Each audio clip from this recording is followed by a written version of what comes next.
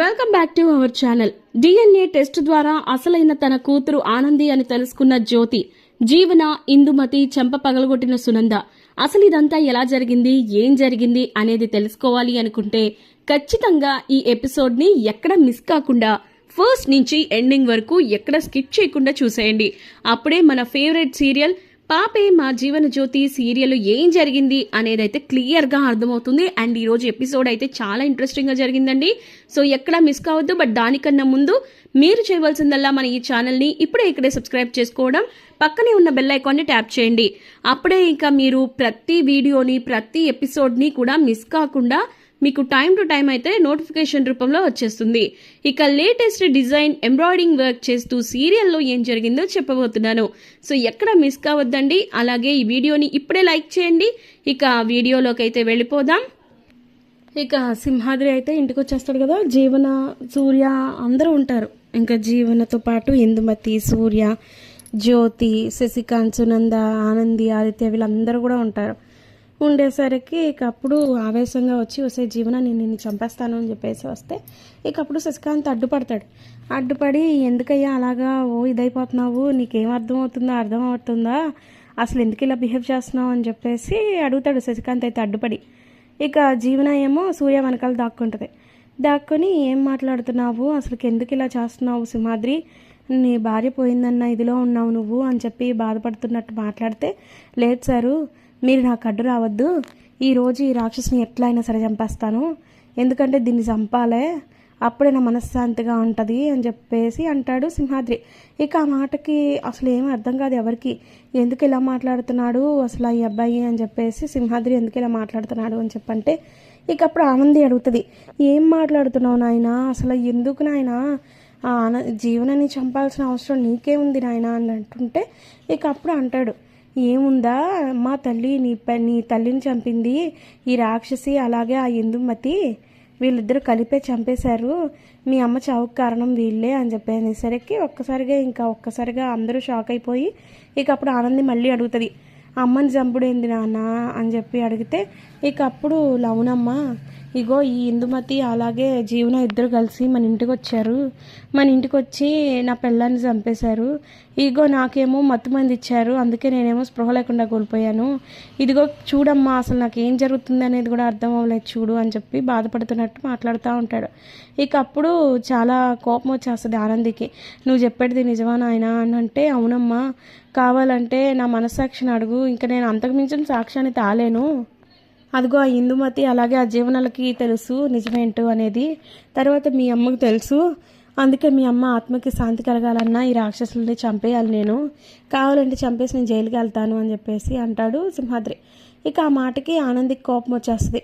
జీవన దగ్గరికి వెళ్ళి, నిజంగా నువ్వు మా అమ్మని చంపేసినావా జీవన అని చెప్పి అంటూ ఉంటే ఇక అప్పుడు ఏం మాట్లాడదు, ఏంటి పిచ్చి పట్టింది ఏంటి నీకు, మీ నాన్నకి నోటుకొచ్చినట్టు వాగుతున్నారేంటి అని చెప్పి ఇందుమతి అడిగితే, సరే అయితే మీరు ఇక్కడ దాకా తెగించారు కదా, నేను ఇంకా నా విషయంలో తెగిస్తాను, ఈ విషయంలో ఎందుకు అంతా చేశారు అనేది నాకు తెలియాలి, కాబట్టి ఈ విషయంలో మీరు ఎందుకు మా అమ్మని చంపారో నాకు ఇప్పుడు అర్థమవుతుంది, మా అమ్మకి నేనే ఇంకా జ్యోతమ్మల కూతురుని అని చెప్పి తెలుసు, మా అమ్మ ఎక్కడ స్పృహలోకి వస్తే ఆ విషయం చెప్పేస్తుందన్న విషయాన్ని మీరు ఇదంతా కూడా బయట పెట్టకూడదన్న ఉద్దేశంతో మా అమ్మని చంపేశారనమాట, ఇంత అన్యాయం చేస్తారనుకోలేదు నేను, నువ్వు కడుపుతో ఉన్నావని ఆగిపోయాను జీవన, లేకపోతే ఆ రోజే మా అమ్మ జ్యోతి అని నా కన్న తల్లిదండ్రులు వాళ్ళేనని నేను నిజం చెప్పేసేదాన్ని అని చెప్పేసి ఇంకా అలా అంటూ ఉంటే ఇంక అప్పుడు జ్యోతి, సూర్య షాక్ అయిపోతారు.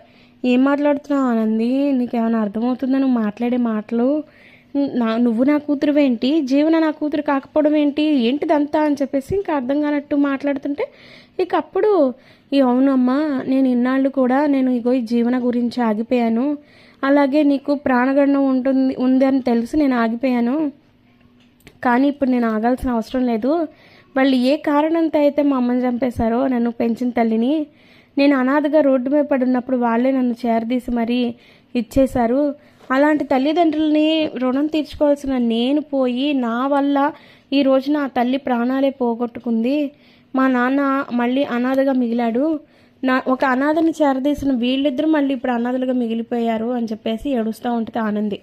ఇక అప్పుడు అసలు ఏం అర్థం కాదు. ఇప్పుడు సూర్య అడుగుతాడు, ఏం మాట్లాడుతున్నావు ఆనంది, ఎన్నాళ్ళు మరి నువ్వు ఈ విషయం ఎందుకు చెప్పలేదు అంటే, మీ అందరికీ విషయాలు తెలుసు కానీ మాకెవరికి తెలీదా అంటే, ఏంటి మీ ఉద్దేశాలు, ఇవన్నీ నాటకాలు ఆడుతున్నారేంటి ఒక్కొక్కళ్ళు అని చెప్పేసి అనేసరికి సునంద కూడా అదే అంటది. అవునన్నయ్య గారు, వీళ్ళు నాటకాలే ఆడుతున్నారు అనిపిస్తుంది నాకు. సో ఏం మాట్లాడుతున్నారు వీళ్ళకన్నా అర్థమవుతుందా? ఇప్పుడు ఆనంది మీ కూతురు ఏంటి, జీవన మీ కూతురు కాకపోవడం ఏంటి, ఇక ఆ విషయం తెలిసిందని పద్మమ్మని మళ్ళీ జీవన ఇందుమతి చంపడం ఏంటి, ఇదంతా ఏదో స్క్రిప్టెడ్లా ఉంది కదా, ఏదో కావాలని సినిమా తీసిన ఫీలింగ్ కలుగుతుంది నాకైతే. ఏం నాటకాలు ఆడుతున్నారా అది ఇది అని చెప్పి అనేసరికి, నాటకాలు ఆడుతుంది ఎవరో ఇప్పుడే తెలుస్తాను, నాకు ఈ విషయంలో నాటకాలు ఆడాల్సిన అవసరం లేదండి అని చెప్పేసి ఆనంది అంటది. ఇక అప్పుడు ఆ మాట విని సింహాద్రి కూడా షాక్ అయిపోతాడు. అయితే అందుకే నేను అనమాట పద్దాలుకి అప్పుడు కూడా యాక్సిడెంట్ చేయించింది వీళ్ళే అనమాట, అప్పుడు దానికి ప్రాణం పోయేలాగా ప్లాన్ చేశారు కానీ ఆ విషయంలో అది కోమాలోంచి తప్పించుకుంది, ఇప్పుడు ఏకంగా స్పృహలోకి వచ్చేసింది కాబట్టి ఇప్పుడు ఏం చేయాలో అర్థం కాలేదనమాట వీళ్ళకి, అందుకే ఇక ఏకంగా పైకి పంపించేశారు. నేను ఆ రోజు నైట్ మా ఇంట్లో చూసినప్పుడే అనుకున్నాను వీళ్ళిద్దరు ఖచ్చితంగా ఏదో దుర్మార్గ పని చేయడానికి వచ్చారని, కానీ ఈ లోపే నాకు మొత్తం మంది ఇచ్చేశారు, నా భార్యని చంపేశారు, ఇలాంటి వాళ్ళని వదిలిపెట్టకూడదు ఆనంది, నీ జీవితం అన్నా బాగుపడుతుంది అంటే నేను వీళ్ళని చంపేస్తాను, కావాలంటే జైలుకి వెళ్ళన్నా కూర్చుంటాను అని చెప్పేసి అంటే, నాయన నువ్వు ఆగు, వీళ్ళకి ఎలా బుద్ధి చెప్పాలో నాకు బాగా తెలుసు, నువ్వు ఇంకేం మాట్లాడకు, అమ్మని చంపినందుకు వీళ్ళ మీద ప్రతీకారం నేను తీర్చుకుంటాను, వీళ్ళకి ఏం చేస్తే బుద్ధి వస్తుందో అనేది నేను చెప్తాను అని చెప్పేసి ఆనంది ఉంటుంది. ఇక ఆ మాటకి జీవన ఏమో ఏంటో ఎక్కువ చేస్తున్నావు అని అంటే చెంప పగలగొడుతుంది.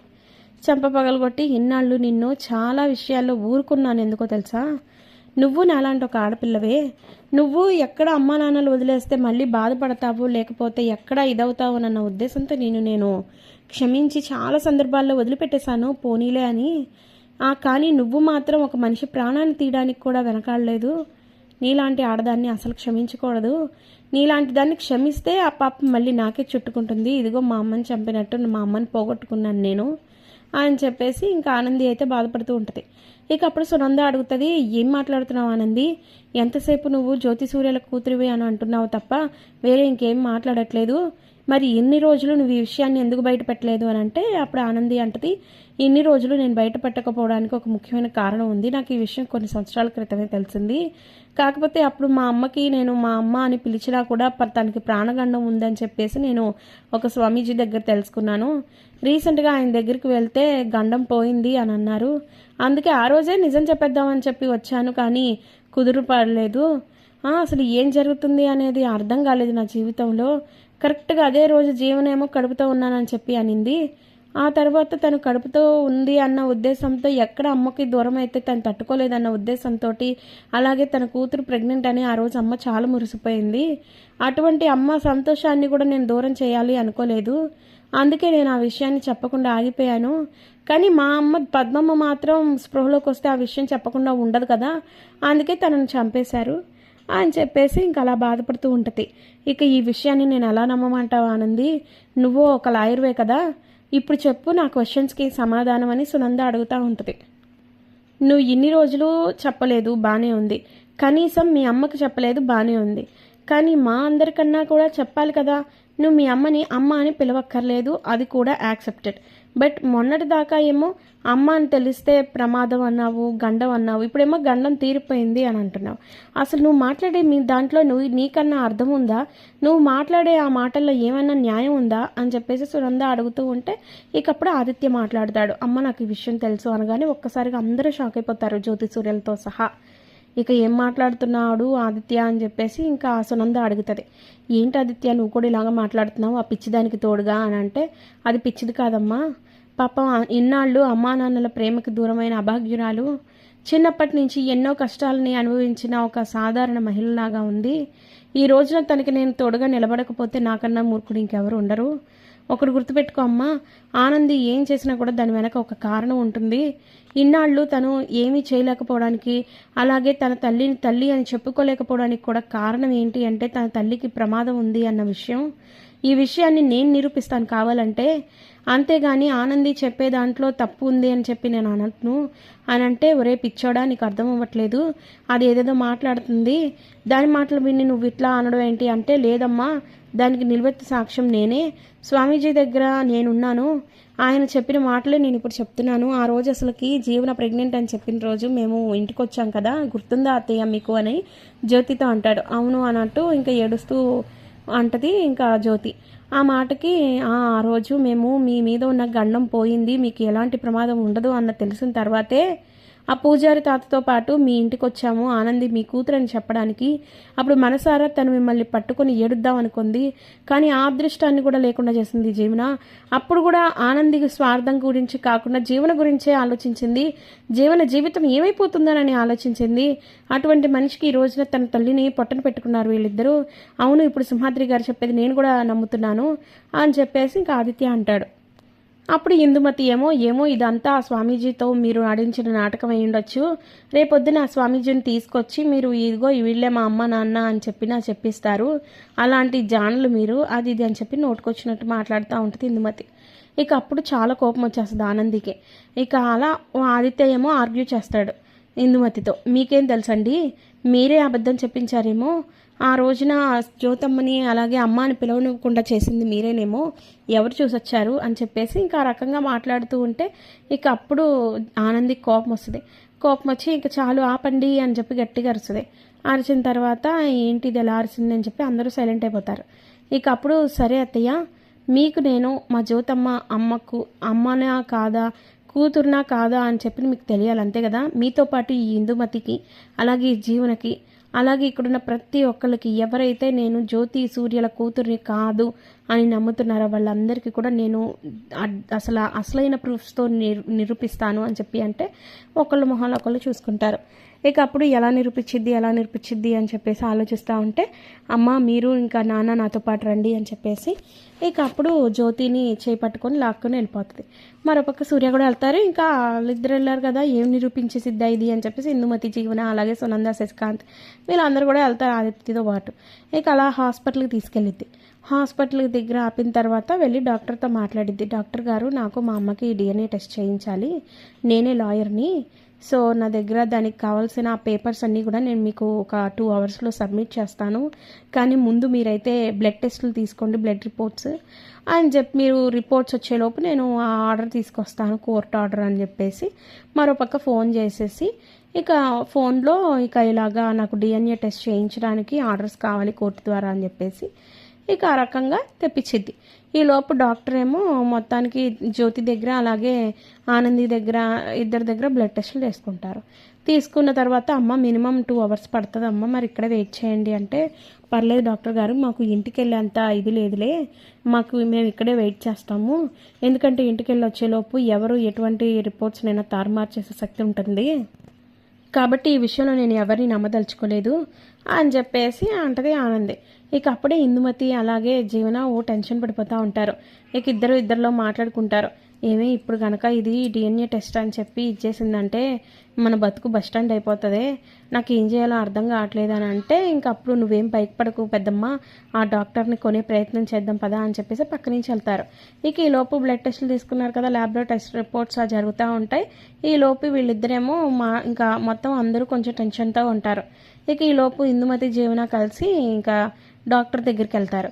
డాక్టర్ దగ్గరికి వెళ్ళి మొత్తానికి డాక్టర్ గారు, మీరు మేము చెప్పినట్టు కనుక ఆ DNA రిపోర్ట్స్ ప్రిపేర్ చేసిస్తే ఖచ్చితంగా మీకు ఊహించినంత డబ్బు ఇస్తాను అని అంటది.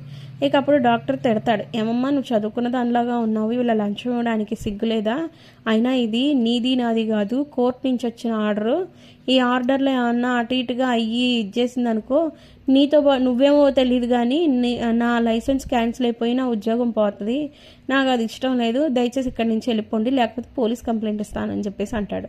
దాంతో ఇంకా జీవన భయపడిపోయి పక్కకు వచ్చేసిద్ది. ఇంక ఇందుమతి కూడా మళ్ళీ వెళ్ళి బ్రతిమలాడడానికి ట్రై చేస్తే ఇక్కడే ఉన్నారంటే ముందు ఈ విషయం వాళ్ళకి చెప్తాను అని అంటాడు. అయ్యా వద్దులే అయ్యా అని చెప్పేసి వెళ్ళిపోతారు. బయటకు వచ్చిన తర్వాత ఇదంతా కూడా సునంద వింటది. అంటే వీళ్ళిద్దరు కావాలని ఇదంతా చేస్తున్నారు, అతనికి లంచం ఇవ్వడానికి కూడా ప్రయత్నించారు అంటే ఒకవేళ ఆనంది చెప్పేది నిజమేనంటావా అని చెప్పేసి తన మనసులో తనే అనుకుంటా ఉంటుంది. సరే చూద్దాము, ఇక్కడ దాకా వచ్చాం కదా, ఇప్పుడు బ్లడ్ టెస్ట్లు ఏం చెప్తాయో చూద్దాము, DNA టెస్ట్ ఏం చెప్పుద్దో చూద్దాము, అప్పుడు చెప్తాను వీళ్ళిద్దరి సంగతి అని చెప్పేసి మనసులో అనుకుని పక్కకి వెళ్ళిపోద్ది ఏం మాట్లాడకుండా.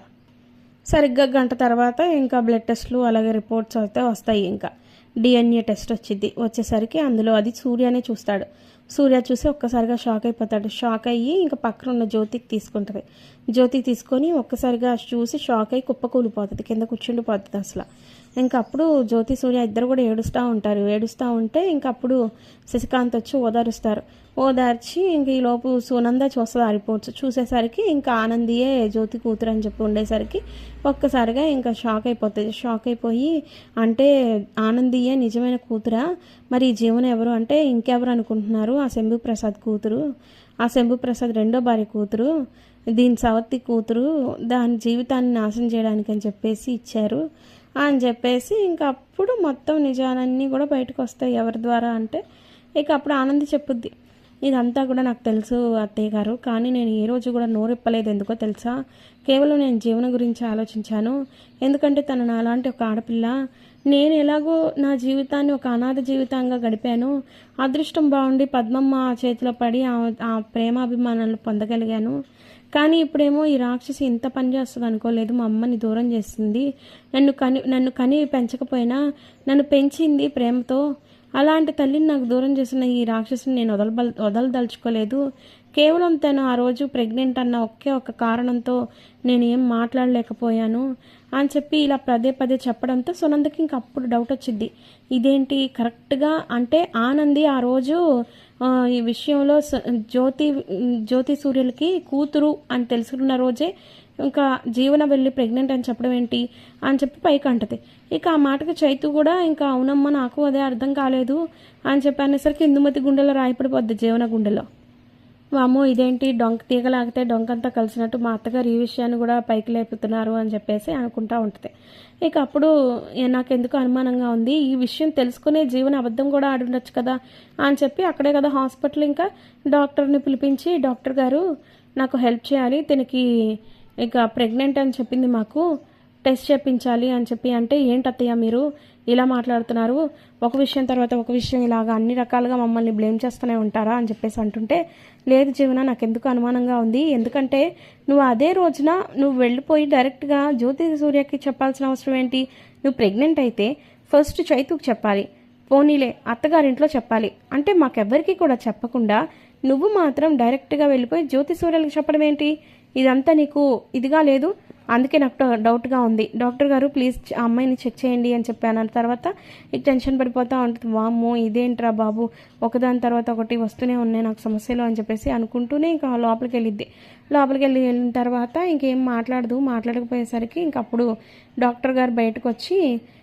ఆవిడ ప్రెగ్నెంట్ కాదు మేడం అని చెప్పి అనేసరికి ఒక్కసారిగా అందరూ షాక్ అయిపోయేసరికి నువ్వు ఇంత దారుణానికి దిగజారుతావు అనుకోలేదు, మీ ఇద్దరిని ఇలాగే వదిలేస్తే ఇంకా ఎన్నో ప్రాణాలని తీసేస్తారు, మిమ్మల్ని వదిలిపెట్టకూడదని చెప్పి ఇక అప్పుడు సునంద అయితే జ్యోతిని ఇంకా సూర్యని ఇంకా ఇప్పటికన్నా అర్థమైందా మీ కూతురు ఎవరో కాదు ఆనంది అని చెప్పేసి ఇంక వాళ్ళని అప్పచెప్పి ఇక జీవన చంప అలాగే ఇందుమతి చంప పగలు కొడుతుంది సునంద. దాంతో ఇంక వాళ్ళిద్దరూ అయితే షాక్ అయిపోతారు. మరి అప్కమింగ్ ఎపిసోడ్స్లో ఏం జరుగుతుంది అనేది తెలియాలి అంటే పాపే మా Jeevan Jyoti serial upcoming episodes కోసం వెయిట్ చేయాల్సిందే. మరి ఈ సీరియల్ అప్కమింగ్ ఎపిసోడ్స్ అన్ని మీకు టైం టు టైం రావాల్సి అంటే మీరు చేయవలసిందల్లా మన ఛానల్ని సబ్స్క్రైబ్ చేసుకోవడం, పక్కనే ఉన్న